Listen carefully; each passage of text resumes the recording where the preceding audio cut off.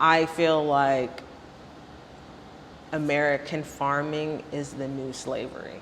Motivation and ambition is what got me far in life. There's only two ways out the struggle. Either you crawl or you fly. I'm talking titles, deeds, ownership. I'm not impressing, I'm investing. Now, that's ownership. Shout out to Nipsey's hustle. Now, we can all have ownership. Now that's ownership. Okay. Skin looks nice. Does it? I don't need, look, you're gonna have to teach me about what I need to do to my skin Yeah, because I can get you some skincare. I do all the things that you probably would. Should not. Yeah. Yeah, it's okay though because we're black, so we're blessed. So you can do some really rough, ratchet stuff to your skin And still be good. Still, be able to come back at least. Yeah. So what should I? So lotion's not good. Face lotion is good, not body lotion. Body lotion is actually going to dry your face out. So not like Jergens. And so my skin is normally pretty oily. Like I remember when I was a kid, I would do like this, and then I would like armor Wipe it all on the steering wheel with my face. That's so stank. Such a boy. Right. Yes. But even if you're oily, you still need moisture. Yeah, because it'll actually tell your face not to make so much oil. So right now, our skin being the miracle that it is, it will help you when you need something. So right now it's telling you like, I'm making all of this oil because you're not giving me anything in return. So I'm just gonna make enough oil to cover your whole entire face. So if you notice like you'll get really oily in certain areas and certain areas won't, it's because it's trying to pool to get to your whole entire face. So once you start balancing your hydration, then it'll just be like normal. So what should my routine be? Because I mean, so what am I supposed to clean my face with? Facial cleanser. You need just, if you're oily, a And gel that's not works soap. well. No. So like no bar soap, no That's what I be using. body wash or anything. I don't use body wash. I do use bar soap though. Yeah, but not great for your face. Because it's just it makes your complexion dull. Yeah. And so I've just been skating by. Yeah, you know what I mean? Like, it's still chocolatey, so that's great. Right. You know what I mean? You could exfoliate. These are just things that you can do as you mature, too, because it just helps, You want to keep it grown and sexy. I got to get for into as long as possible. Right. You know When Get I was your beard oil. Right. Yeah. When I was driving Uber, there was this girl that was in the car. She was talking to one of her friends or whatever. They in the car. They half drunk. But she was like, yo, like she was doing something to her face, and I guess it was taking a while or whatever, and she was telling a story. So her friend, whoever was not with her, is another girl, she was like, why are you taking so long on your face? Like, come on. And the girl's like, it's your face. You have to live with it. It's your face. You're going to have it it's the first thing she's just going all the way off. And I was laughing, but then I thought about it later. I'm like, it is your face. It is. I'm trying to tell you, I tell females this all the time. It's like, you can wear a cheap pair of shoes, right, and skate by because it's like, it's fine, you're gonna take them off. But once you ruin your skin on your face, there's no, It's a wrap. and it's expensive to fix. You try to go get a dermatologist People do that shit all the time, right? Yeah, and I don't want fillers and all of that, you know what I mean? I'm just trying to be naturally staying together. Right. Yeah, for as long as possible. That's crazy.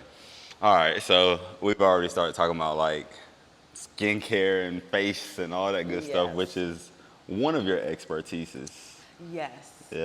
I love the skincare. I love the makeup, art in general. Right. I also microblade, so that's and that's new and the exciting. eyebrows, right? That's the eyebrows. Yes, we wanna keep it structured. Right. Absolutely. Do have a good frame. So do a lot of men get microbladed? Yeah, absolutely. Yeah, it's because it can be very natural. Microblading is like the new version of a tattoo brow. So it's not going to be that old school Sharpie looking brow. You're going to use like a manual tool to make hair in there. So you can't even tell. I have it in my brow too. I can't remember the last time I've looked at my eyebrows. Yeah, you have nice brows though. Yeah. I gotta look at them. I literally have They're not looked like, at them in a long time. they're just like a finer hair, which is like Mm. what mine are like, and that's why I microbladed it, because it's like if I didn't do something to them, Right. then with makeup on, it looks like there's nothing there. Got you. So, yeah, just to make my life easier. I'm gonna look in the mirror later, cause you know, as a guy, Yeah. a guy, Y- I just be like, and walk out the house. It's good. I mean, like, I've even had guys come to the counter, though, and be like, can you, like, do you guys do brows? And I'd be like, yeah, you know, and he'd be like, so, I mean, you can, like, just draw it on me or whatever. Right. So this one, actually, funny story, the guy that I'm talking about ended up, I did his brow for him at the counter, and I did it with, like, a pencil, but I made it look like microblading. Right. And later on, he ended up coming to the first Inspired. I invited him, and he drove down Well, and damn. came to it. Well, Yes. damn. Thank And you, first of all. guys do their brows. Yes. Look, I was just sitting here thinking, mate, should I get my brows Yes, done? and he I ain't came. gonna lie, I'll be so scared. Well, we numb you, so it's not terrible. And I did it with no numbing. So, I mean, it's a tattoo on your face, but it's not, Right. it's not killer. Yeah. I think I'm gonna go with the cleanser and whatnot. Yeah, you just, you I'ma know what I hold mean? You off don't on the need the brows, microblading at right. all. But for sure, the moisturizer, the exfoliant, you know, I'll write you out a cute little list. Okay. Yeah, you let me know your price point. We'll start Okay. there. See, look, already sounds expensive. Let me know your price point. I can't Do listen. you want the $500 package or do you want the $2,000 facial No, package? you know what I mean? It could be the $40 package or the $500 package. Gotcha. You know what I mean? It's totally within what you want. Okay. Yeah, there's products for everyone. Got you. All right. So I asked everybody in the beginning of all these episodes, obviously the title is Who Do You Think You Are? So I want to know, who do you think you are? I love the whom's. Right, because you really got to dig deep. You do. That's a question. Let's see, I would say I am within myself an arbitrator over everything. Like, I feel like I bring people together. I understand things on a different level. Yeah, I'm an arbitrator. Got you. Yeah. And so have you always been that way? Like, as a kid, can you think back, like, I've always kind of been this way, or did you grow into that? I have always been this way. I've always been very diplomatic and very knowledge-seeking. It's my favorite thing. And I think I'm that way because it just helps me understand, like, people and Right. reasonings. Everything for me is why. Yeah. So, yeah, I've always been like that. And as an adult, it's definitely gotten a lot deeper. Right. Yeah, I know I've seen a couple of your Instagram series, 27. Yes. Yes, 27. Yay, I'm glad you And got it was tuned in. crazy because when I was watching, I'm like, I don't know some of this stuff. Yeah. And then I'm thinking back to, like, school when, you know, we learned the amendments and things of that nature. And I'm like, man, like, this is like a wealth of information. Some of it I've vaguely remember, and then some of it I've just never heard of before. Right. What made you kind of want to get into, like, having that series online? Well, the knowledge thing for sure. My mother-in-law is really into politics, and so Okay. whenever she's around, we're always discussing politics. And she had bought us all pocket constitutions, which I just thought was so interesting. And as I started reading it, there were just things in there that were really eye-opening to me that take place every day, and I don't think we even equate it to the Constitution. You know what I Right. mean?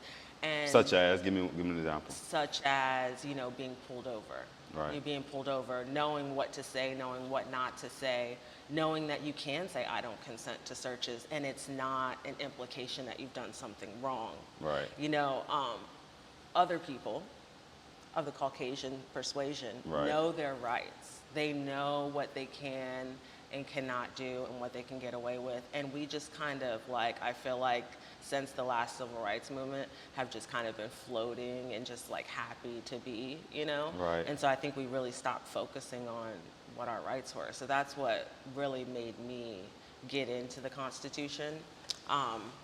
And then, you know, all of the things that were happening last summer Yeah. with the movement as well, kind of brought me and Nova together, the other young lady who Yeah. co-hosts with me. and we just both sat down and were like, yeah, this could be good. So, Yeah.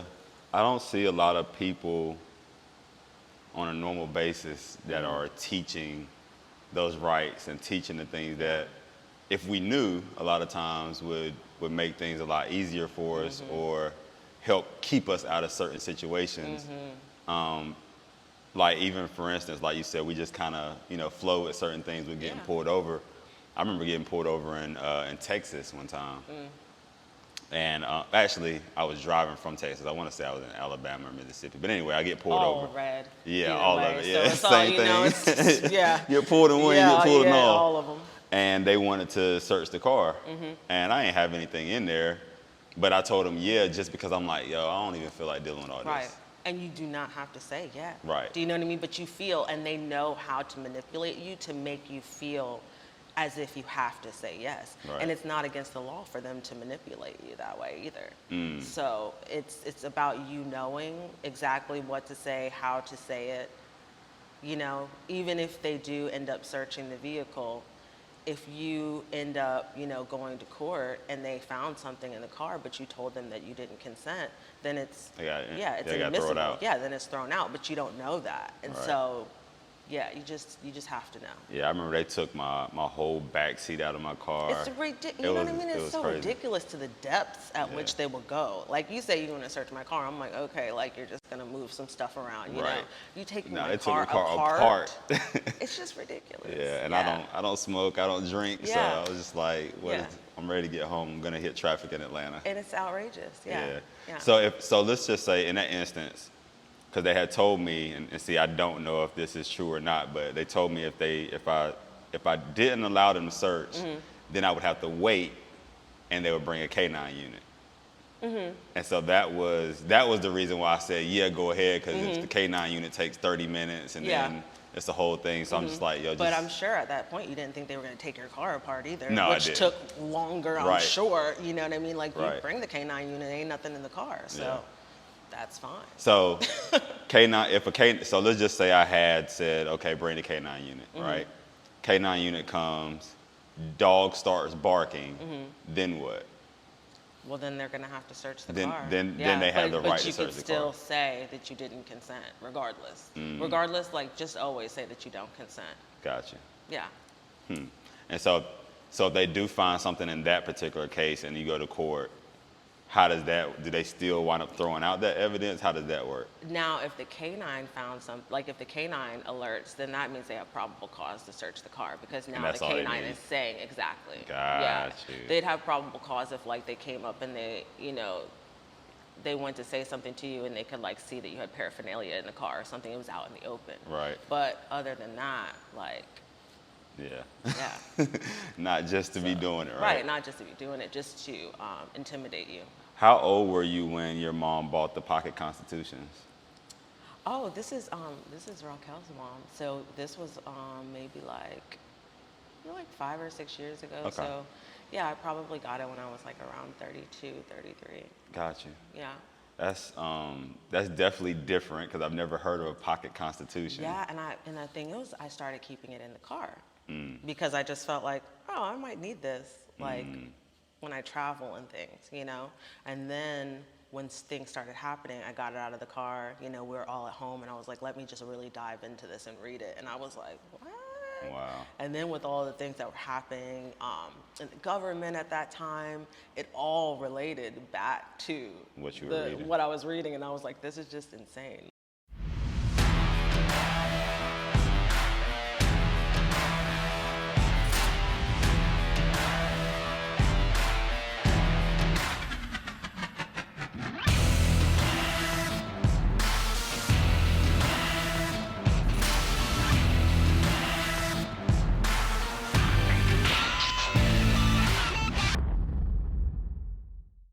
Like, insane. That's wild. What's it's crazy. I need to do some more research. We're so affected by it. What's one of the biggest amendments that we have a misconception about? I think the Second Amendment, the right to bear arms, there's a huge misconception that it just means that we're supposed to have weapons. Like, it wasn't even created for civilians to have weapons like that. So, I mean, that, and then it's such a huge thing right now with gun rights and everything, NRA ain't going anywhere. Yeah, and the lobbying, if you guys look into lobbying, that's wild too. Billions of dollars in lobbying. Just to make these policies and make these laws. And so the Second Amendment's wild. I think the Eighth Amendment is wild. That has to do with bail. Bail? Okay. Bail. Like, back in the day, bail was supposed to be set based on your income. You know what I mean? But now it's a classist and racist practice. You know what I mean? Like, if you have money, then bail doesn't matter. But if you don't have money, it'll take you down. You know what I mean? Your family can't afford $5,000, even if you're only paying 10%. Like, it's crazy because I remember when Sandra Bland died, and that was one of the things that I read about, where they were saying that her family didn't have enough money to put, I think it was like $1,000 together to get her out, because if they did, then she wouldn't even have had to stay in there. Yeah. So it's and crazy. She shouldn't even have been arrested. Right. Yeah. To begin with. But just things like that we and they know that. don't think about, such as bail. Yeah, because who even knew that, like, bail was addressed in the Constitution? Right. I didn't You know what I mean? Like, because when you said the Eighth, I was like, when you said the Second Amendment, I'm like, oh yeah, the right to bear arms. When you said the Eighth, I was like, I don't know. And Lil Nas X, that just came out with Industry Baby, he's donating money to help people with bail now, which I thought was actually pretty interesting, because people are getting interested in what's going on. Right. Yeah. That's I'm gonna have to go through the amendments, because so the amendments were also, the Constitution was ratified, right? So when were the amendments kind of, I guess, completely formed? Do you know, like, around? Oh my God, I can't even think of the year right now. It started out with the Bill of Rights, because that was like the answer to tyranny, ironically, so then oppress everyone else once the white man's free. But I cannot think of the year right now. Let me see. But they haven't done much. 1776, is when everything started. Right. So. But they haven't done much to the amendments. No, I think the last one was amended in like 1930. That's ratified in a long 1930. time ago. Yeah. That's a long time ago. Like, so many laws were vastly different then than they are today. Why do you think it's taken so long to correct or adjust certain amendments? Well, we know who's still in power, and they don't want to lose the power. I think it's just a huge fear game. So, the founding fathers, I really think that they had good intentions with the Constitution. They wrote it to be a little ambiguous, and I think that people in power manipulated the ambiguity into working for them. Gotcha. It should have been more like a rolling document. Thomas Jefferson really wanted it to be a rolling document where every 7 years, as leadership changed, the Constitution would change with the new leadership. Therefore, it would never just be my Constitution. It would be the people's Constitution.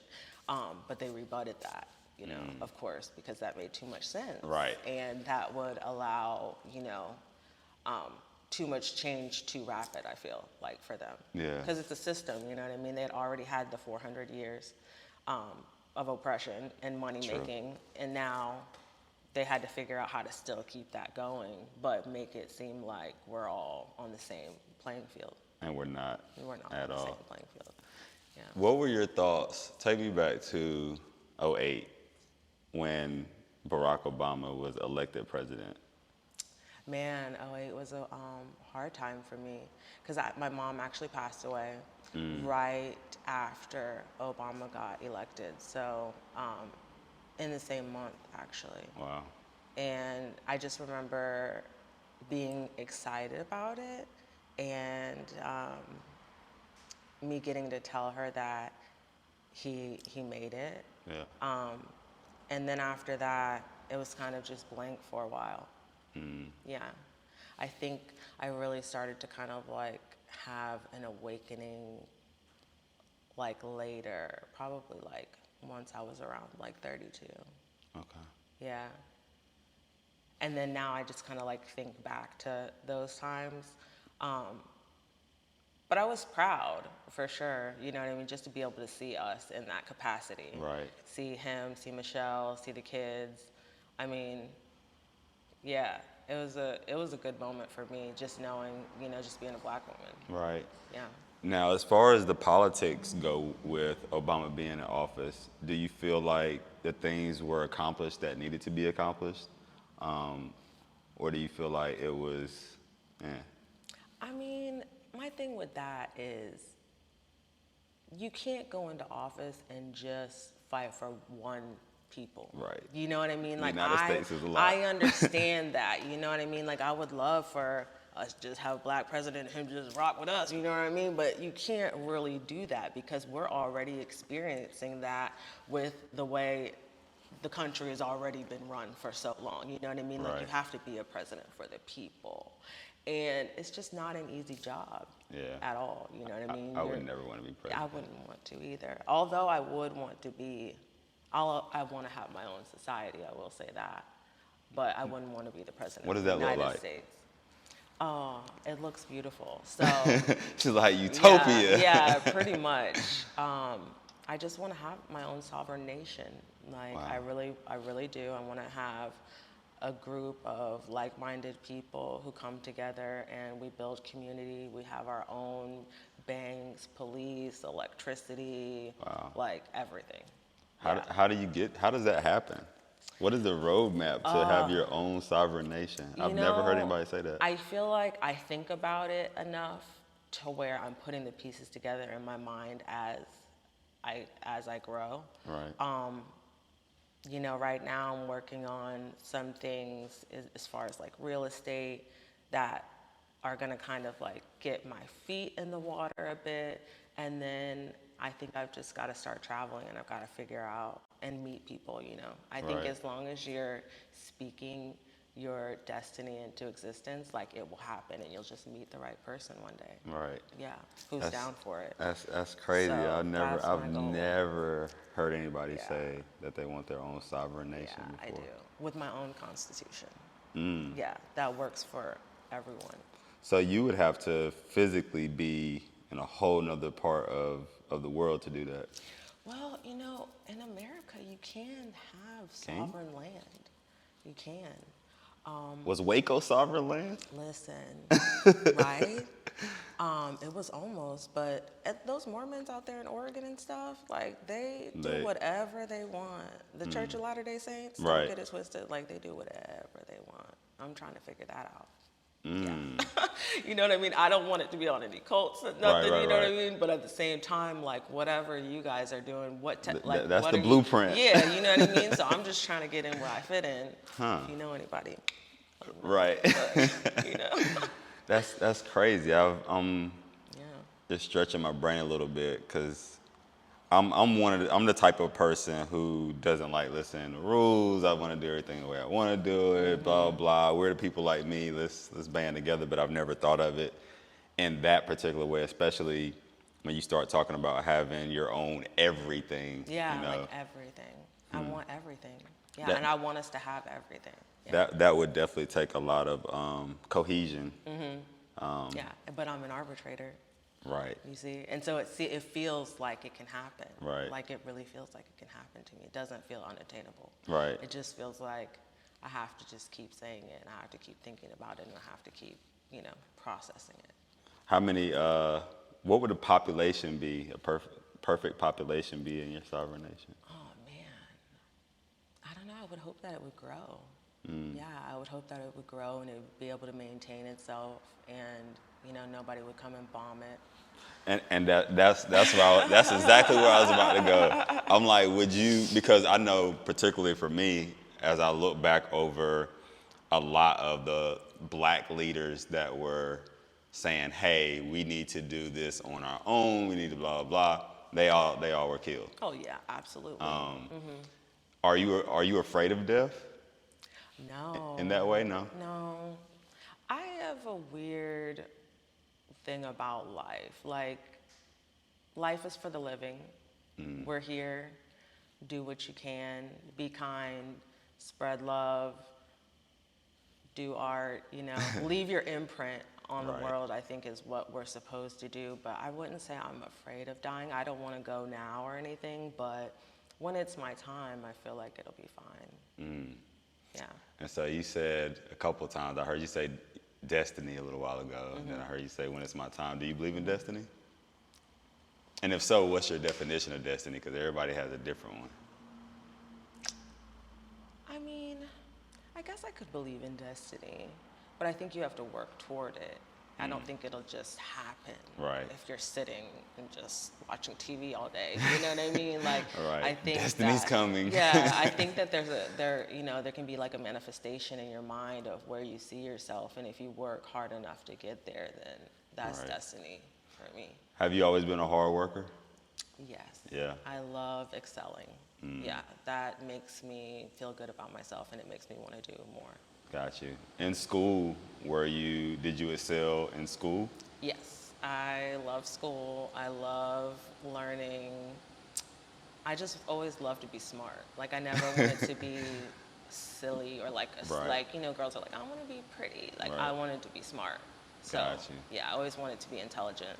And because you were an arbitrator and then you were also intelligent, did you have a lot of people that gravitated towards you when you were younger, or did you have more people that were like, oh, she thinks she's pretty and she thinks she's smart? Well, I definitely had a lot of people that gravitated toward me and still do. Me and my friends talk about this all the time, how people just come up to me and just start talking to me and just tell me whatever, tell me Right. their whole life, start crying. I was on the beach one time and this white guy just came up to me and started telling me about his wife and how she had left him, and he was so upset and he just started crying, and I just sat At with the him. And, beach? I mean, just random, and I was with Wow. my friend and I was like, okay. And just had a conversation, and then he just stepped out. I mean, I just feel like it's a gift. When I was little, same thing, like adults would talk to me as if I were an adult, and I just thought it was like totally normal. So Right. I'd be like, okay. I think it's helped me in my life, be able to really like navigate around things and not feel uncomfortable in rooms with different types of people and such. Right. But there were definitely like little haters Little in haters. the room. You know what I mean? And there's still little haters, but anybody who knows me knows that if someone doesn't like me, it's not because of me. Right. Because I'm like so laid back and so understanding. So Yeah. I know a few people like that. I'm like, if you don't like that person, You're probably like a little off. yeah. My best friend Willie. Have you met Willie? I feel like I have. He's been to a couple of the shows. He Yeah. might have been all the shows, but yeah. Yeah. Willie's like that. He's like I tell people he's the kindest man I've ever met He's in my really life. sweet. He sells cars, right? Yes. Yes, Yep. yeah. And if you don't like Willie, like Yeah, he's super nice. something's wrong. Like he's always And easygoing smiling. and like, Jolly. Yeah, very Right. happy. And, Right. Yeah, always talks to you like he knows you forever, which is good. Yeah. Exactly. I've not been. I haven't always been like that. I've always been kind of a people's person. Like Well, I mean, the silent poet. Come on, True, I guess. I've always been in a lot of circles. Like I remember growing up, I would be able to chill with the nerds. Yeah. Because I was decently smart. But then I could, I played basketball, so I chill with the jocks, if Yeah. you will. Then I chill with a lot of the girls. Yeah. Which is why I started learning so much about women. And so I was in different types of circles, but I don't know if I was always one that wanted to necessarily learn and things of that nature. So I wish I had that mindset when I was younger Yeah. to be that way. Especially when I hear people like yourself where it's like, oh yeah, this is naturally what I did. Versus kind of me having to grow into that as I Right. got older.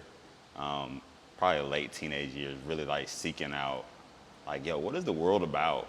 Like, how do I fit here? Well, my mom was older too. Okay. So I think that had a lot to do with it for me. My sister's 16 years older than me. My brother is 15 years older than me. Oh, So it wow. was like everyone that around me was grown already. Are you the baby? I'm the baby. You the baby. Yeah, and then on my dad's side, I have brothers and sisters too, and I'm the baby of all of them. Wow.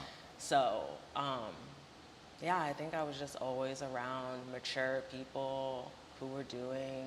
My mom was like very kind and always had just all different types of people around me, from lawyers to prostitutes to Oh, like wow. just whatever, and she would just love them all the same. So, yeah. How were prostitutes around? I'm interested. Well, so we lived in this apartment complex, right? And I'm young, Pretty Woman is out, so like I have an idea of what like a prostitute might look Right. like, or what they might wear, right? And so I would see this lady leave her apartment all the time, and she'd have all these different outfits on, and it was a white lady, and I would just be like, I mean, she'd have different wigs on, and you just didn't see like white women in the 90s wearing like wigs and stuff, right? She'd have these little short dresses on, and so one day I said to my mom as a child, I said, I think she's a prostitute. My mom was like, what do you mean? And I was like, like a prostitute, like a Pretty Woman, Right. Well, come to find out she was a prostitute. But she was super sweet. She had a son, and she Right. taught me how to play Nintendo. And she taught me how to find all this secret levels in there. And she used to make me peanut butter and jelly sandwiches. and Listen, anybody that makes a peanut butter jelly sandwich She from was me so is diet. sweet. Yeah, she just happened to be a prostitute. But I Right. mean, that didn't make her less than. And my mom was like, Right. she's a sweet person. She's not doing anything weird around you. You know what I mean? So, yeah. Right. Later on, ironically, she came into a job that I had. This is like 10, 15 years later. And I recognized her, and she recognized me, and we started talking, and she offered me a job. Wow. I was like, no, thank you. I'm good. Right, no, I appreciate thank the you. sandwiches, but I'm Yes, good. oh my God, so good to see you. Wow. Yeah. Now you got me thinking I want to have a prostitute on. Look, you should. 'Cause I feel sex like- work is sex work, like a lot of people have all these like weird negative connotations with Right. sex work, and you just really shouldn't judge. You don't know what Right. people are doing. You don't know why they're doing it. Some people want to do it. So like, Right. I mean, let And people do that's they what I want. was thinking, like, yo, like a story, their story, Yeah. for why they do what they do. Because, like you said, a lot of people do judge, and probably, 5, 6 years ago, I probably would have judged. I'm like, oh, blah, blah, blah, blah, blah. Yeah.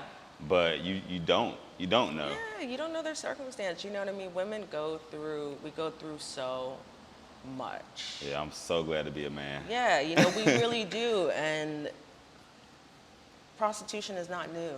Right. You know what I mean? It's as old as Forever. time. Yeah, it's as old as time, and it'll continue to be.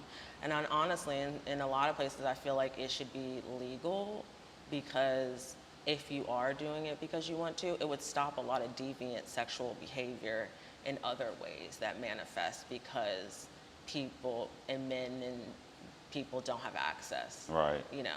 Why do you think it is illegal? Because it just, from a sense perspective, if you will, it doesn't make sense that it's illegal to me. Because it has to do with religion, which for me should have nothing to do with politics whatsoever. It's a morality thing for people, and it's just, yeah. So is alcohol, and Yeah, so is. but they can tax that. And they can't tax your vagina, so they don't want for it to be free. Only in this is Nevada they true. can tax it. They can on the tax on the bunny ranch. Yeah, you can go there. Yeah, I just feel like, yeah, This nation is so. it's wild, the control. Yeah, It's it the is. control. And they hate women. First of all, this nation hates women. Yeah. You want to control every part of my body. Right. Every part of my body. I can't even understand why you would even have a say-so about that. Yeah.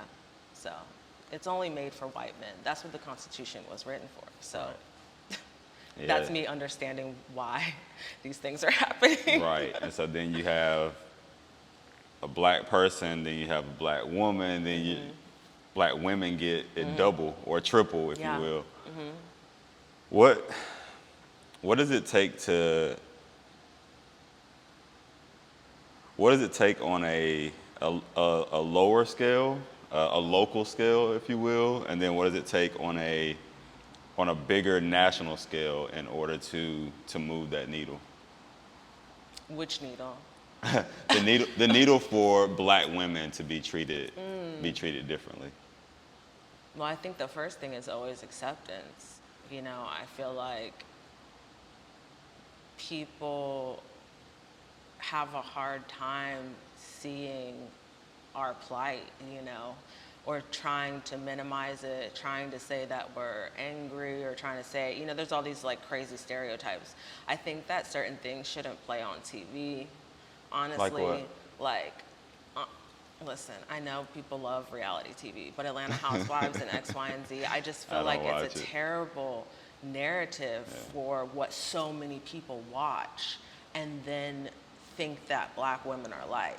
I'm not loud, I'm not arrogant, and that's not to say that everyone on that show is like that, but that is what the show is portraying black women to be, you know? That's not the way that we are. We're the most nurturing people in the entire world. We nurtured your children for you, you know, we raised them, we help you, and we would do anything for people.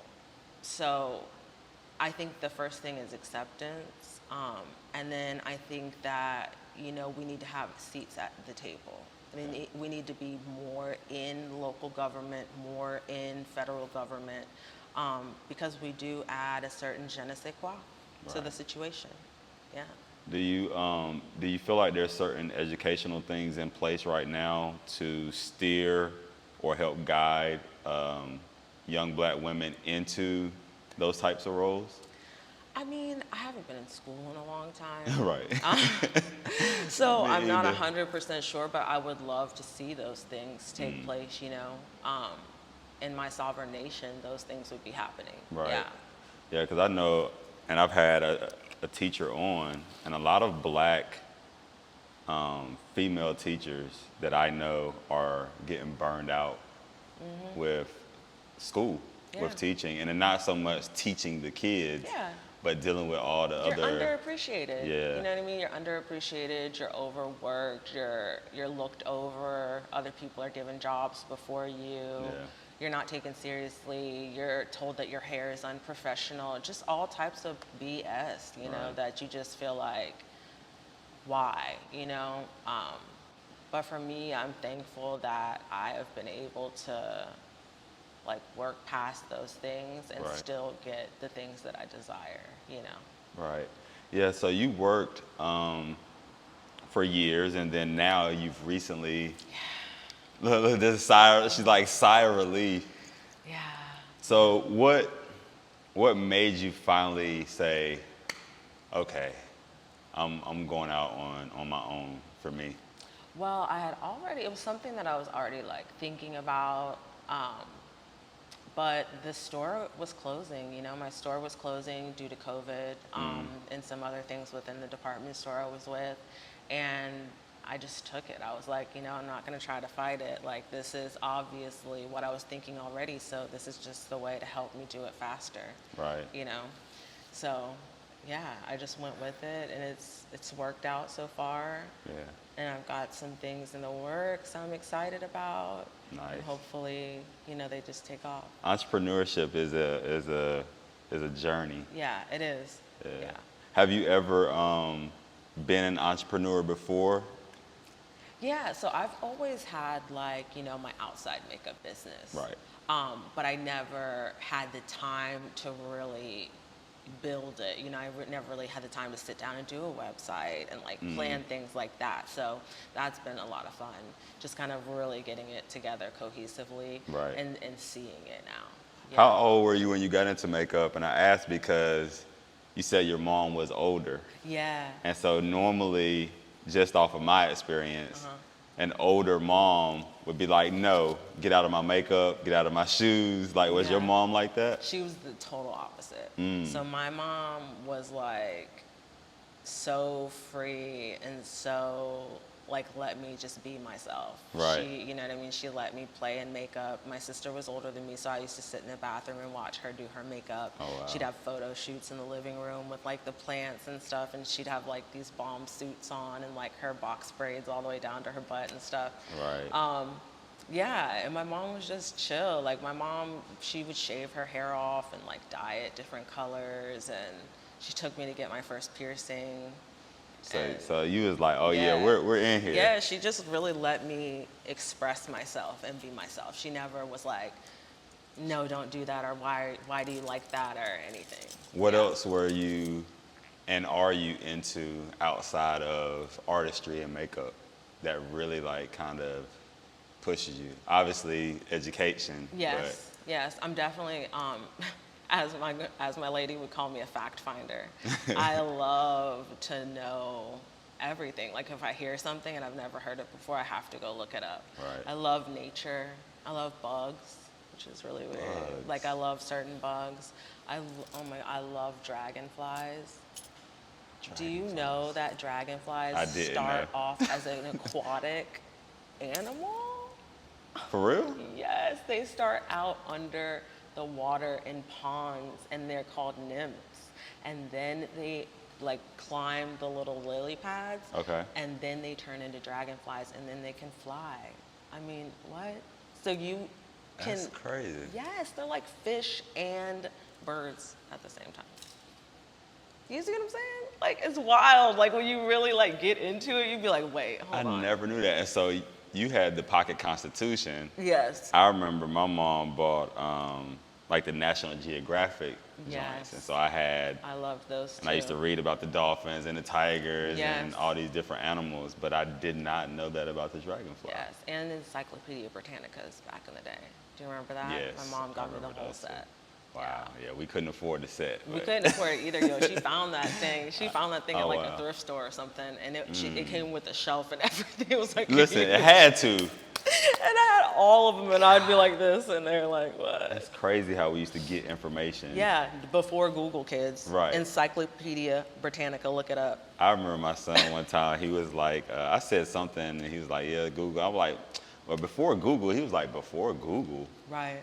I'm like, yes, there was a time before Google. Yeah, there was a time before the internet. Right. Okay. He was like, I remember getting the CD yes. to put in. It I was like, I oh my remember- God, I is it remember gonna work? cassettes. Yes. And then the No, thing but comes the out. AOL thing, you know, you could get the disc to put it in, and then you'd hear the dial-up happen. Yes. And you had to wait. Right. Right. And now if the internet is like a half a second slow, you're we're like, like, this computer's broken. What's right. wrong? Right. Piece of shit. It's crazy. Yo. I remember, I definitely remember encyclopedias. And I remember telling my son, he was like, well, how did you look up information? And I'm like, so there's a thing called an encyclopedia. And of course, we had to Google what encyclopedias Right. were. And he was like, it was a whole book.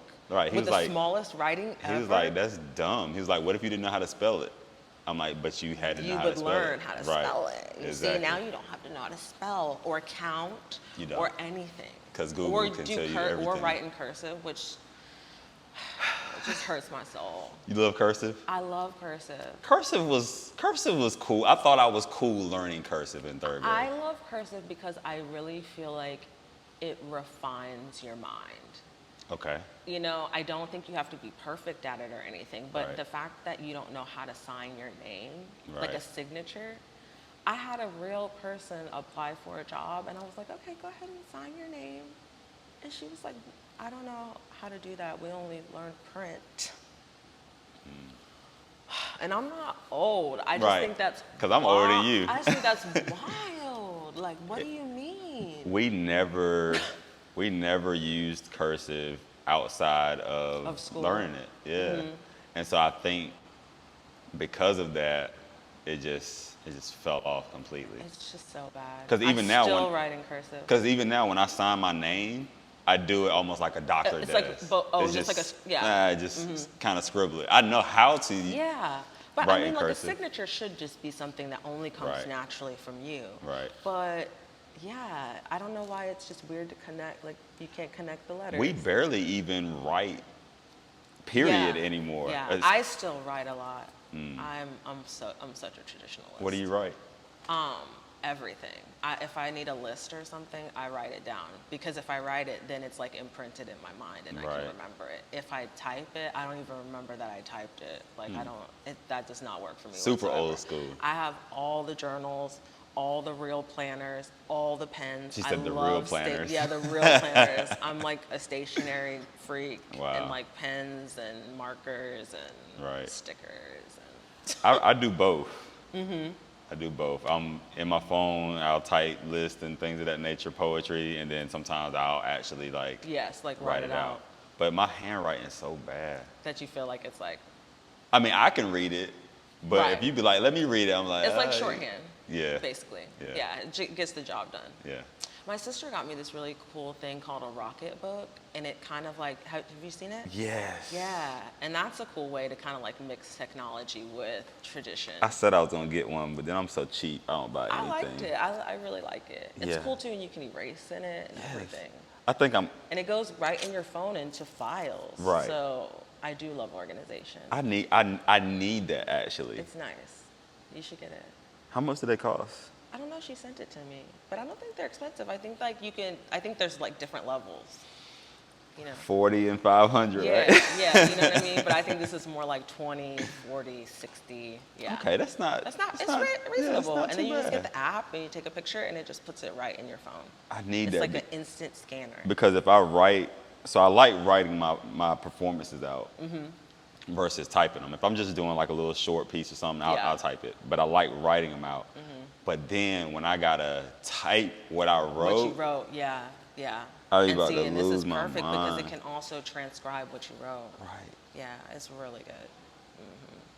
Yeah, I enjoy I'm gonna it. I'm gonna get one probably today or tomorrow. Yeah, I'm it's gonna order good. one. You won't be mad.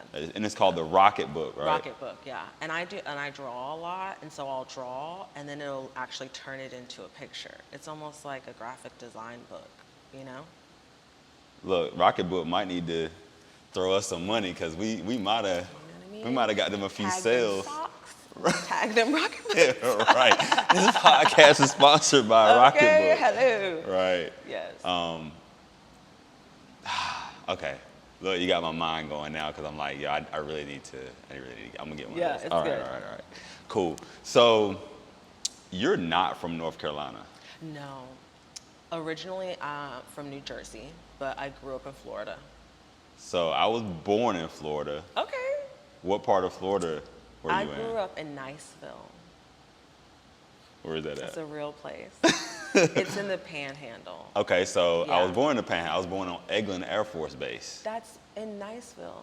Is it? I thought so. I'm so done with you. I can't Listen. even believe you just said you were born on Eglin. Oh my God, that is so ironic and weird. So I always tell people, yeah, I was born on Eglin Air Force Base in the Panhandle near Valparaiso. Yes, because that's Valpy is right outside of it. And so I've never it's- heard of that. So Niceville. it's Eglin, Valpy, Niceville, Johnson's Parkway. When you Wow. come out of the gate at so, Eglin. so we moved when I was 2. Oh my God, that is so funny. That's crazy. So you had an Air Force family. Yeah. My mom Yeah. and dad were in the Air Force. My mom got out after 8 years. My dad stayed in for like 20 something. That is so funny. That's Yes. crazy. Yeah. That's why we wound I up went connecting, to Lewis right? Middle School right outside of the Now I'm gate gonna have to of look it up. Eglin. Lewis Middle School. That is so funny. Wow. Who would have known? God, that's so funny. Mind blown. Right. Okay. And I just happened to just stroll into the store you were working in one Right, day. like, Like, hey, what? can I speak to the manager, please? That's me. Hi. Right. I was like, I don't want to speak to the imps. I need to speak to the manager.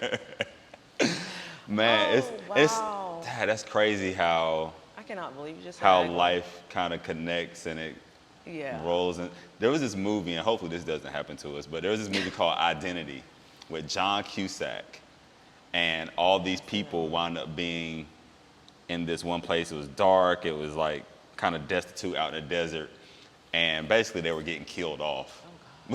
But what wound up happening, they realized all of them had the same birth date, and they all were from the same place in Florida, Florida. which was A crazy. Florida man. Right. Always. Yeah. So it's like a wild place. It's like 7 or 8 people, and they all were from the same place and all had the same birth date. Wow. So now I'm just thinking, not about us dying, Yeah, but yeah. about the irony of how- 6 degrees. right. I mean, yeah. And so I was born in '83. So we Me moved. too. Where are you? Yeah. I thought I was. So what month were you born? October. So I am older than you. Still What, got by you by like a little bit. a I was month born or in two? May. Okay. Yep. All right. So we moved. We were there from '83 to '85, I think. Mm-hmm. When were you living in? I moved there in 86. Wow. Yeah. I was in New Mexico then. Oh, okay. So we just missed passed each other. each other. Yeah. And then however many years later. Yeah. In That's- North Carolina. that's crazy. That is very funny. And we almost we were like this close to not meeting Yeah. because I was just like, Maybe not gonna stop in. yeah, like I really wasn't in there for that. Yeah. And I was like briskly walking, which I almost never do. And I was like, I'm gonna go in Mac and see. And I was like, nah, I kept walking, and then I literally got like around the corner, you know, where those two carts are. Yeah. And I came back, and that's when I was like, let me just go ahead. What's the worst they It can was say? great. Yeah. And so then we wound up meeting, and now we're here talking about that. Yeah, and Niceville. I mean, yeah, which is crazy. And I mean, just us meeting has been like such a great experience, and working with you and Inspired and seeing you Yeah. grow, and working with Crystal, you know, Yeah. it's been so good. Yeah, it's been real dope. You've definitely been a huge help, huge blessing. Thank you. And I know even especially for Max, for Crystal, you know, being able to have someone that she feels super confident in, Yeah. that can really make her look and feel the way she wants to when she has certain gigs and things going on. Love Like it. I've been able to watch that process. Aw, I'm so glad. And so, you know, just always trying to make sure like this person's straight, that person's straight. And of course that's my team. Yeah. So it's been real dope to have you around. I'm always like, okay, like what's next for like the team? Cause you're like part of the team. And I love it. Yeah. You've been there mean, for almost, not since the beginning, but almost since the beginning. It was a real chance encounter, but It it really was. worked out. Yeah. So how do I want to ask this question? So for you to see other people happy with what you do, how does that then like propel you forward? How does that like really work in your life? Oh, well, it brings me immense joy. I love being of service to people. I used to think, you know, like what was going on, you know, when people would come to me and things like that. But now I just embrace it, you know. So it gives me a lot of motivation. It makes me feel good. It makes me happy that I understand people, that I get what you want, you know, and that I'm able to talk you down or, you know, make you feel good about yourself or whatever Right. it is, you know. Are you a therapist in that sense? I would say so. Yeah. Yeah, I would say so. I could totally do that as a profession and feel good about it. Yeah, because I know a lot of barbers, you know, especially for not just for guys, but in general, Yeah. are kind of therapists. Yeah, because, you know, you hear, you know, what's going on with people. Yeah. If they feel comfortable with you, they open up with you, you know. You just, yeah. If you were not a makeup artist, or a therapist, what would you be, or what would you have been? I think often about being a professor of African American studies. I think that would be fun. You think that might materialize? It may. You know, I also think about being a political analyst. Okay. I feel like that would be fun.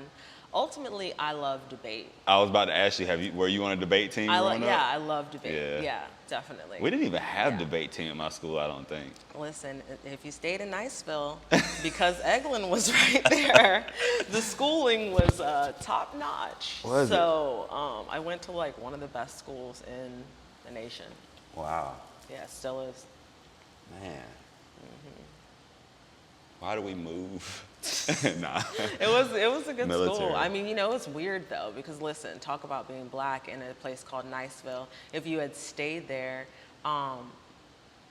like it's the Boggy Bayou, so it's deep. Yeah. It's deep. You know, there's a festival called the Mullet Festival. Oh, you God. know. But then at the same time, the people are really kind. You know, there's like little microaggressions and things that would happen, but at the time, I didn't really know what they were to Right. say anything. And I was able, like I said, to kind of like navigate through things, which was good for me because as an adult, I can handle things differently, you know, and I can Right. approach them differently to get the result that I want without feeling like I don't know how to cope with the situation or like I need to fly off the handle about Right. it, you know. So I'm thankful for it. Right. Yeah. Have you always been, I don't want to say quiet, but subdued, like very in control of you? Yes. Yeah. Yes. What is that? Does that come from your mom? Does that come from your siblings, or just? I think it comes from I think it comes from my family, for sure. My mom was soft-spoken. She had a super deep voice, but she was soft-spoken. And she didn't have to raise her voice for attention. And that's just something I always took in, was like, you don't have to be loud to have attention. Right. And because I love the therapy and the arbitration and things, I really know how to talk to people. And I know that I can use that for good or I can use that for evil, Right.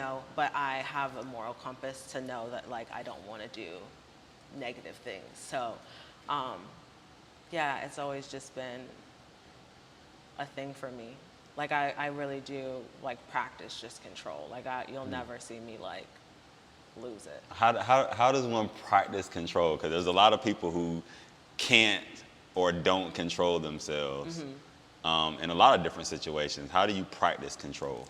Well, for me, understanding why a person may be doing something. So even though something may look really irrational to me, in my mind, I'm already thinking of all of the reasons why they're probably doing that, which is going to allow me to then react differently. If I felt like, and even outside, like, even if you said something really crazy to me, you know what I Right. mean? Like, I would already probably just feel for you because you don't know how to control yourself. So that's why you said something like that. It's beyond your control, but it's not beyond mine. So you empathize. Yeah. Yeah, empathy is an art. It is, because it can, like, drain you, or you can use it to fuel yourself. Yeah, I'm working on the empathy thing. Yeah. Yeah, because it also requires a level of, like, vulnerability Yeah. to feel And that. I hate being vulnerable. Yeah. Why? Because, like, in my experience, being vulnerable gets me taken advantage of. And I despise being taken advantage of, because then, and not in all instances, but that can also mean disrespect. And, growing up the way I did, kind of very headstrong, very egotistical, things of that nature, disrespect is not tolerated at all. So even if it borders that disrespect line, then I'm like, nah, that's not what we're doing. It just, like, makes you feel uncomfortable. It's like an instant, like. And I just like to I'm real chill for the most part. I just want to, I'm chilling, yeah, we good, da da da. But as soon as that vulnerability starts kicking in, and you start feeling uneasy, you sweat a little bit. Yeah. And it's just too much, because then I don't know if that other person is allowing themselves to be vulnerable too. Right. And so then I got to make a decision for me whether or not I'm going to stay in that and hope they be in that with me. Right. Or I'm just going to go ahead and I'm going to go ahead and, Yeah. we're going to pull out. Yeah, see, for me, that would just be, like, more communication. But communication is vulnerability too. You know what I mean? So that's for you. I hate having this tough conversation. Yeah, listen. Which is why, like relationships, that's why I'm like, relationships might not be for me. They could be for you. You just have to find. Could be. Yeah, you just have to find, and it takes time in your life, because to be vulnerable, you have to be willing to be destroyed. You have to be willing to be torn down, and to know that what you thought before may not be right. And until you're ready for that, then that won't come to fruition, 80. And it's okay. Yeah, and it's okay to be like, I used to think that, and I don't think that anymore. Right. Or, it's okay to change your mind. I think a lot of times we, like, get stuck in the, like, this is the way I am. But that's not the way you are, because you're forever changing. Right. We're all evolving every day. And if you're not evolving, that's a problem. Devolving. Yeah, absolutely. Right. So, once you get to that point, and somebody will come around who will make you want to be destroyed. Maybe. And then you will be reborn.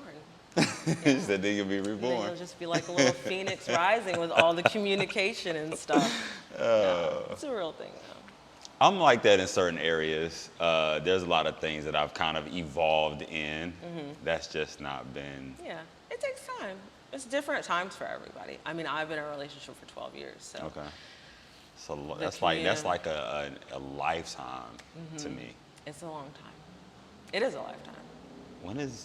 I don't even think my longest relationship, like straight through, may have been like a year and a half, if that maybe. Somewhere around there. Yeah. Hopefully none of my exes get mad if somebody was longer than that. You're like, what? But I think maybe like a year and a half was probably the longest, and I haven't had a lot of adult relationships either.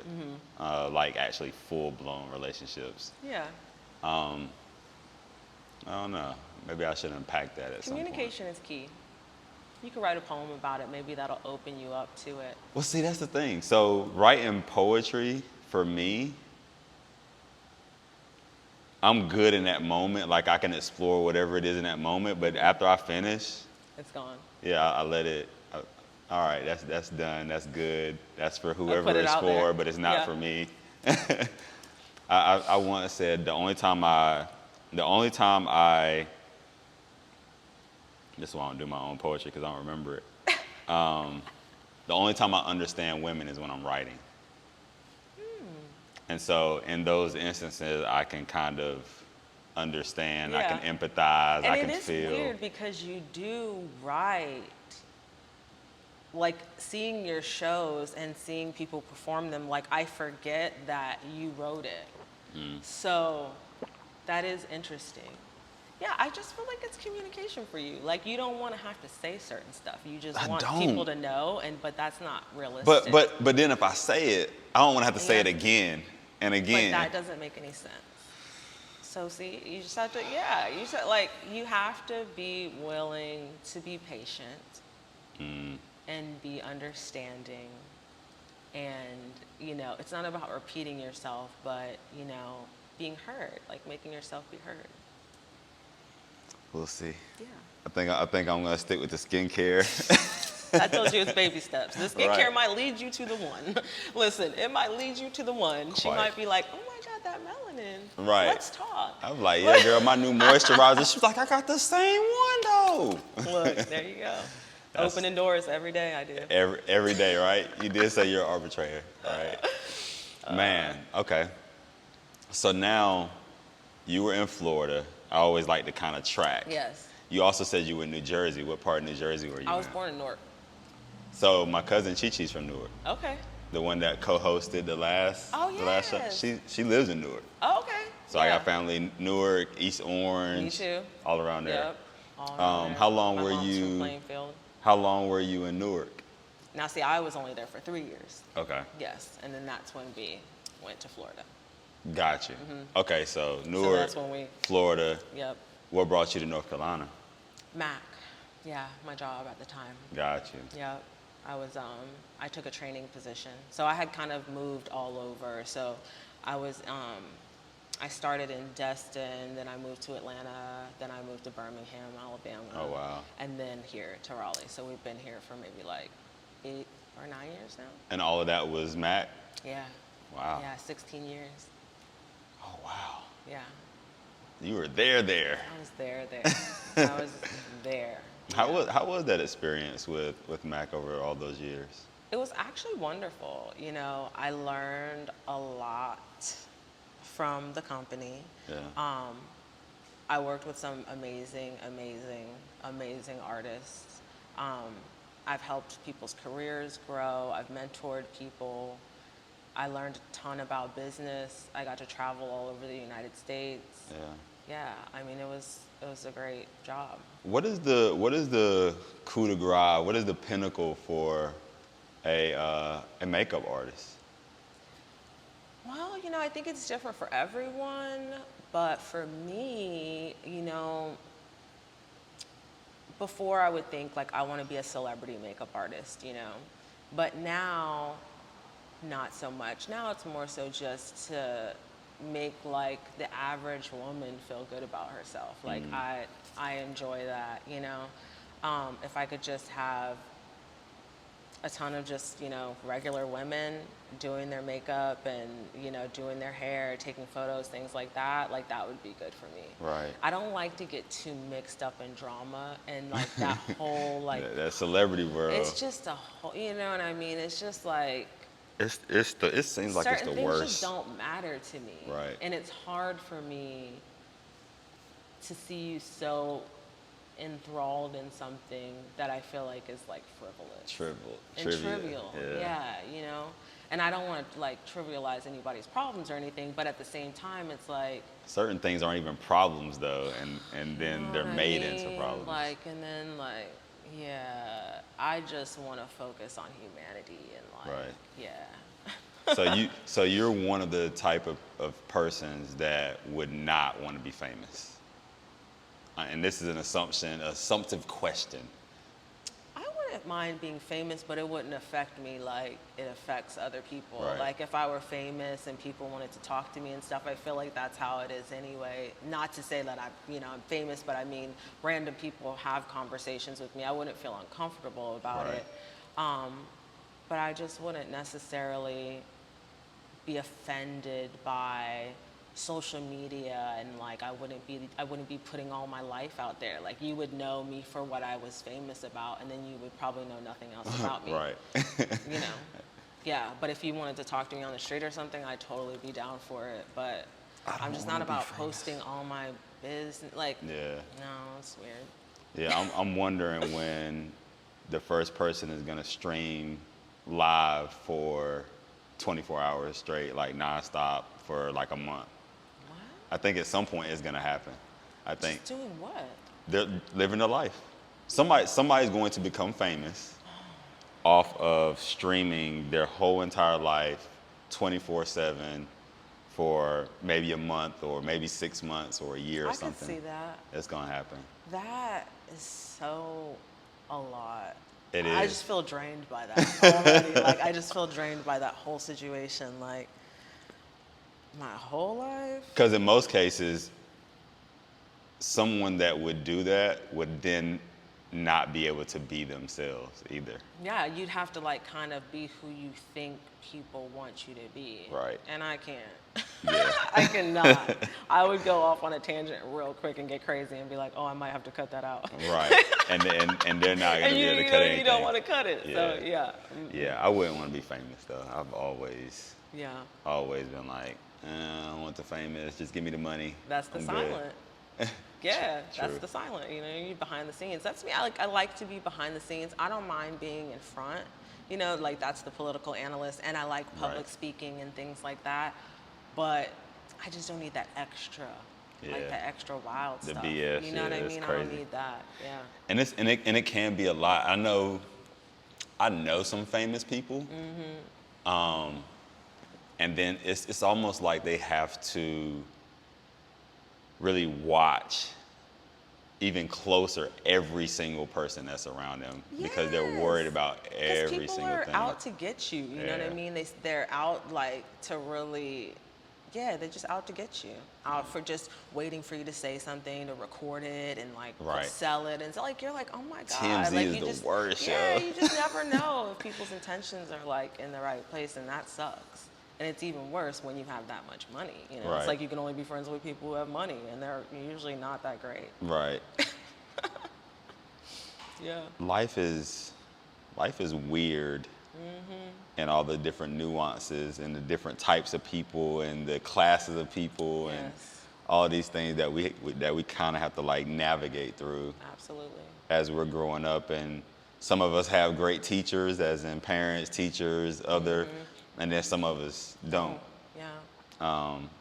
And so just kind of coming across people who understand certain things, like yourself, is refreshing. Thank you. It's like, oh, thank you. Thank you. Yeah, it's super refreshing because you don't get that every day. And those people who are looking for it and don't have it are in really tough spots. Yeah. Because then you get to that line or that gray area where there's like, okay, well, am I just gonna kind of fall back Right. all the way, or am I just going to continue to seek and search to find my people that are Right. going to create Yeah. this sovereign nation with me? Yeah. That's It's gonna be so good. I'm still thinking about that. I may even title this episode "The Sovereign Nation." I'm down for it. See Yeah. see if we can get some Some investors. yeah.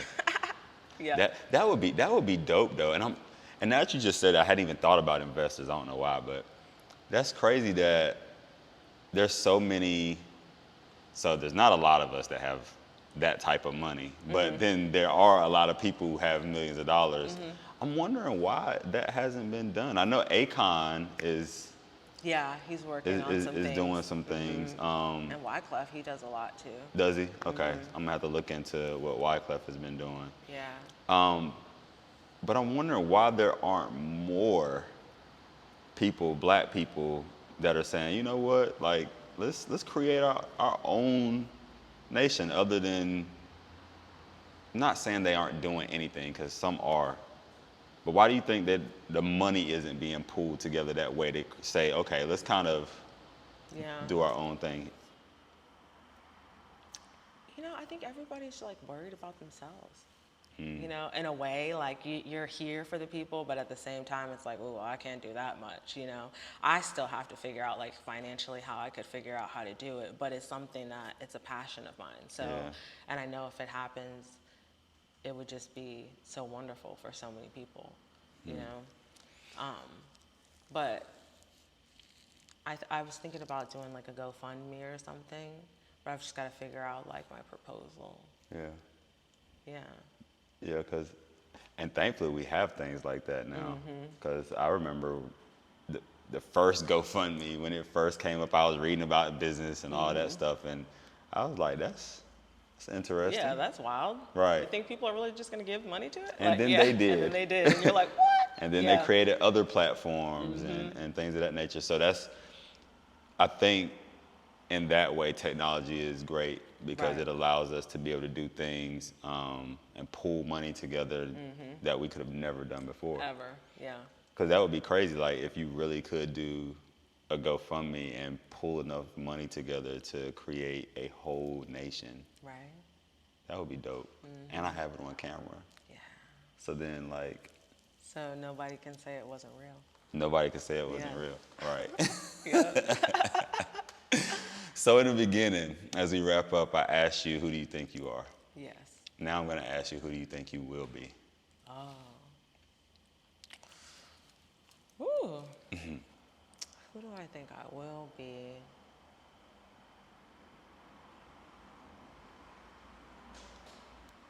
I think I'll end up being a leader within my community, amplifying the voices of my people. Yeah, And that sounds about right. yeah, Because I could see you being the president yeah. of Queen your nation. Khaliah. Right, Queen Khaliah. That's dope. No bowing, That's dope. just queen. That's just the title. But when you get this sovereign nation going, I might have to see You if- know you're welcome. Listen, You know you're welcome. listen, I'm I'm with gonna have it. a stage ready for you.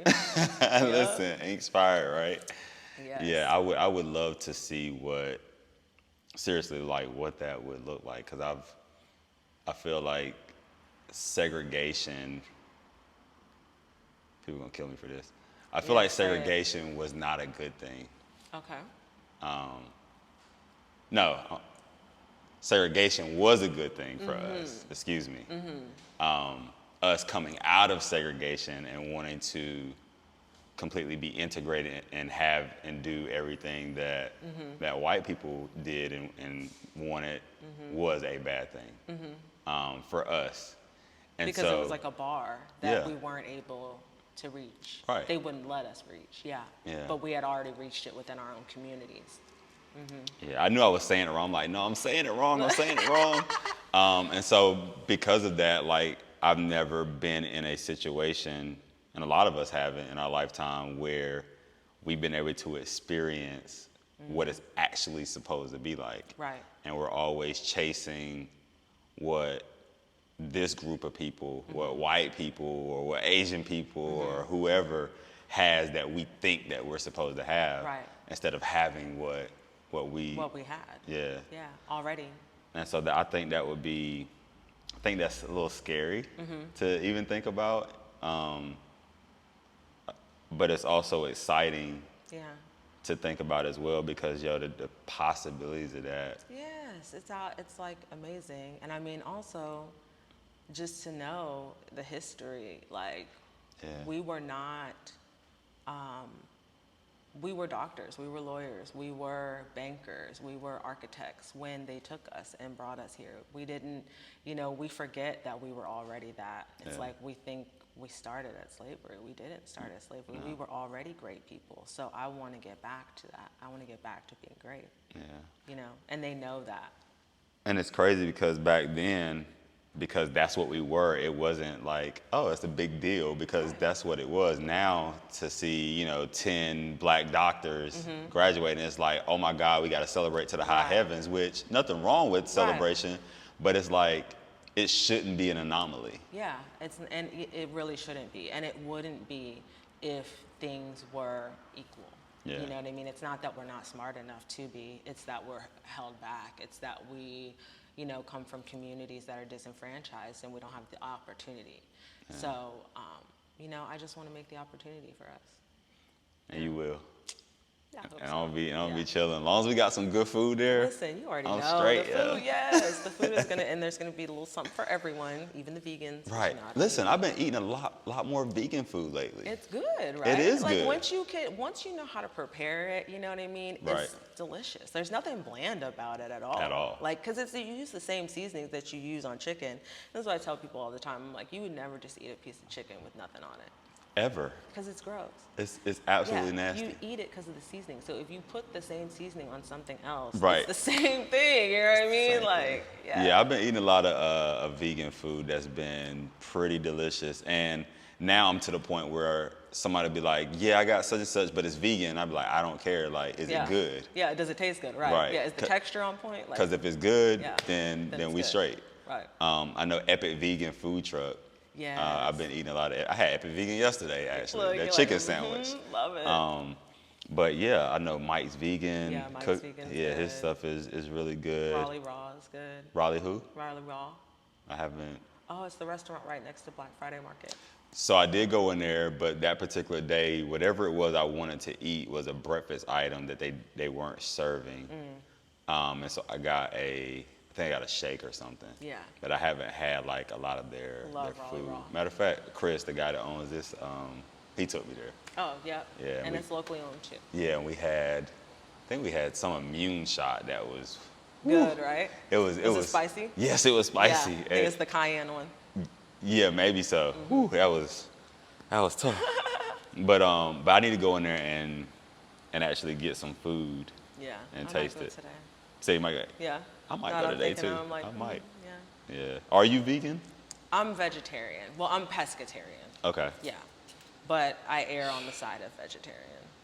God, I feel like that would be a hard transition. That would be a crazy transition for me. Really? What? I mean, what do you eat every day?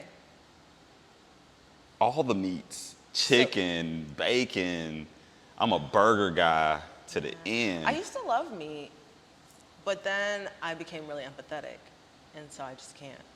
Empathetic to the animals? Yeah, empathetic to everything. She's like to everything. To everything, like really to everything.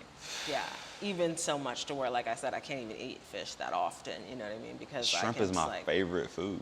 Yeah, no. And shrimp I'd be like real funny about now. Yeah, as I just grow, it's like, I feel like American farming is the new slavery. That's not the way it's supposed to be. There's not supposed to be that many animals. We're not supposed to eat that much meat. Therefore, it's not that healthy for you anymore. It doesn't have the same nutritional value. I feel like it's causing problems with our bodies and like all of these things. So I just had to be like, no. It's not that I don't like chicken. Right. I don't like, you know what I mean? Like I do. Like I like it. I do, but I can't anymore. Yeah. I cannot imagine not eating. If I like had my own farm and I had my own animals, right, then maybe. But even then, like, I couldn't kill them. So, you know, like. Have you ever seen a chicken or? Yeah. Yeah, me too, yeah. Mm-hmm. I've seen all of it, like everything, like all the slaughterhouse, everything. But at the same, I just can't, like, yeah. Mm-mm. Have you ever killed an animal? No. No? No. She's like, no, I haven't killed an animal. Yeah, and I love animals. Like, my mom would get me all the animals when I was little too. Like, so, yeah. Yeah, I know you're not an animal. yeah, Like, not an animal guy, but I'll eat them. Right. And I grew up on both of my grandmothers had gardens. Yes. Then one of my grandmothers and my granddaddy, they had a farm. So the pigs, the chickens, the cows, I used to feed them. Yeah. I used to go get the eggs. Yeah, see, I couldn't feed them and then kill them. Yeah. Like, my best friend has a farm like that, and she'll be like, yeah, and I'll be like, no, girl, what? Right, like don't wring its neck and then chop it off. God. I don't think I've ever actually killed a chicken, but I've seen them kill. Yeah. Just little. Yeah, then we defeather them and get them ready to eat. Yeah, just let me get a salad. She's like, fine with that. You know what I mean? I'll take a smoothie. Like, I mean, I make a lot. And I like all of that too. Yeah, I make a lot of great things. Just no meat. Yeah, we'll see about that one. But I think because bacon, if nothing else, bacon and shrimp, I'm like, I can't give up. Bacon. Yeah. Pork bacon. Not the other thing, the turkey bacon or whatever the heck they call it. Have you tried uncured turkey bacon though? Uncured is like bomb. Is it? Mm-hmm. You would like it. I'm gonna check it out. I mean, and I like regular turkey bacon too, but it's like, plastic. It's yeah, like weird texture. Uncured turkey bacon is like meat. Like, you would like that. Okay, I'm gonna go find some uncured turkey bacon. See, like, and I still like cook meat and stuff. I just don't eat it. So I know a lot of people who are vegetarian or vegan, and they don't or won't cook meat. Mm-hmm. So you still cook it. I cook it because I like to cook. Like, I have a love for cooking. So you can be a chef too. Yeah, I do love to cook. Okay. Yeah, absolutely. But yeah, I just can't. Yeah. What chefs are you into? I just met Chef Joya the other day. She's in Charlotte. She's a celebrity vegan chef. Oh, okay. I actually have a client that lives here in Raleigh. Her name's Chef Tara. Chef Tara. Yeah. Gotcha. She vegan? No, she does everything. Okay. Yeah, she does everything. I like her. Yeah, like, she does everything. Yeah, she makes immune shots and stuff too. You can follow her on IG. Chef Tara. Okay, Yeah. I have to get that from you and check her out. Yeah, I'll forward you her information. All right, cool. Yeah. Well, I appreciate you coming on, getting up all early on a Sunday morning for me. Thank you for having me. Yeah, it's gonna be dope. Yeah. I think people will be able to grab some nuggets, hopefully research some things. Yes, please. I know I will. And I've already gotten feedback from other episodes where people are like that. So I feel like people may start digging into the amendments. Hopefully people will go and check out your Instagram. Yes, and I also have it on YouTube. YouTube as well. And I'll tag all that on the video so people can kind of hit those links and go and check it out. Because it's important. Yeah. It's important. I love it. Yeah. I mean, it really does play into your everyday life. You'll be really surprised how the first 10 just affect you on an everyday basis. I'm gonna have to go listen to all of them. Yeah. Yeah. So the 5th is wild. And look, see, Because people think that's just about not speaking, and it's about so much more than that. Yeah. Yeah, we'll dig in. But thanks again. Yes. So that's the episode. Y'all hit the like, subscribe, share, all that stuff. Make sure you check out the links below for Khaliah's pages, link in with her if you need some makeup done. She has you there. Some eyebrow microblading. Yes. I said it correctly, right? Yes. Absolutely. And then also check out her series on the 27 Amendments. You can catch that on YouTube and also on her Instagram. See y'all next time. Jeez. All right, we are good. Clear.